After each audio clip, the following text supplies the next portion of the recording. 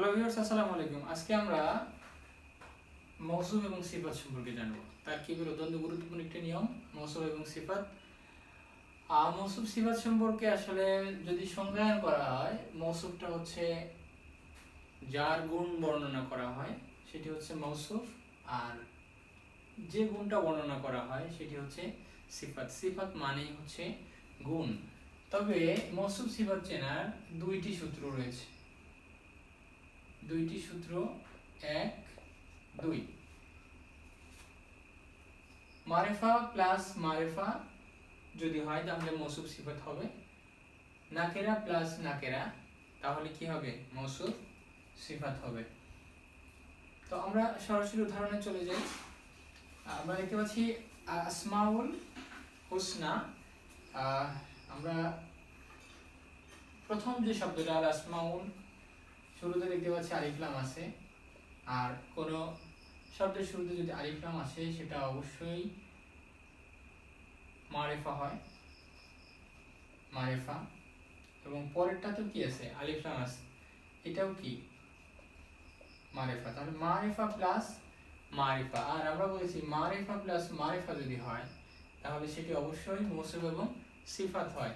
আর আসমাউল হুসনা শব্দের অর্থ হচ্ছে আল্লাহর সুন্দরতম নামসমূহ, পবিত্র নামসমূহ। তাহলে এই প্রথমটা হবে, এই যে মারিফা যেটা ধরেছি সেটা হবে মৌসুফ, সেটা হবে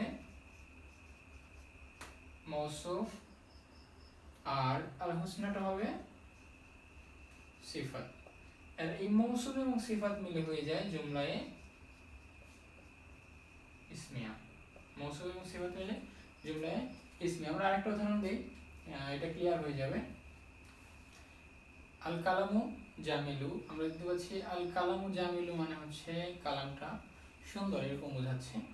তার মানে মৌসুফ সিফাত হওয়ার সম্ভাবনা রয়েছে, কারণ প্রথমে দেখা যাচ্ছে আলিফ লাম আছে, তার মানে মারিফা। আলিফ লাম থাকলে মারিফা। আর জামিল শব্দের শুরুতেও কি আছে? আলিফ লাম আছে। মারিফা যোগ মারিফা, আমরা জানি মারিফা যোগ মারিফা যদি হয় তাহলে মৌসুফ সিফাত হয়।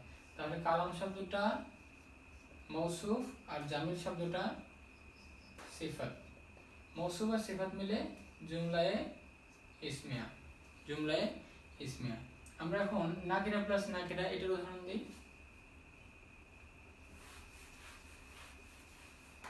দিনুন কামিলুন, আমরা দেখতে পাচ্ছি দিন শব্দটার শুরুতে কোনো আলিফ লাম নেই, অথবা কোনো এসএম না, অথবা কোনো জমিন না, যার কারণে আমরা এটা ধরে নিলাম নাকিরা। আর কামিল শব্দটা হচ্ছে আলিফ লাম নেই, যার কারণে এটাও কি? নাকিরা। আর নাকিরা প্লাস নাকিরা হলে সেটিও কি হয়? মৌসুফ সিফাত। আমরা লিখলাম মৌসুফ, এবং কামিলটা হচ্ছে সিফাত। মৌসুফ এবং সিফাত মিলে জুমলায়ে ইসমিয়া, জুমলায়ে ইসমিয়া। এই ছিল আজকের মতো। আশা করি সবাই মৌসুফ এবং সিফাত বুঝতে পেরেছেন। আর যদি কোনো সমস্যা হয় অবশ্যই আমাকে জানাবেন। আর বেশি বেশি প্র্যাকটিস করতে থাকুন। আশা করি আপনাদের এই তারকিব কেন্দ্রিক সমস্যাগুলো অবশ্যই সলভ হয়ে যাবে ইনশাআল্লাহ।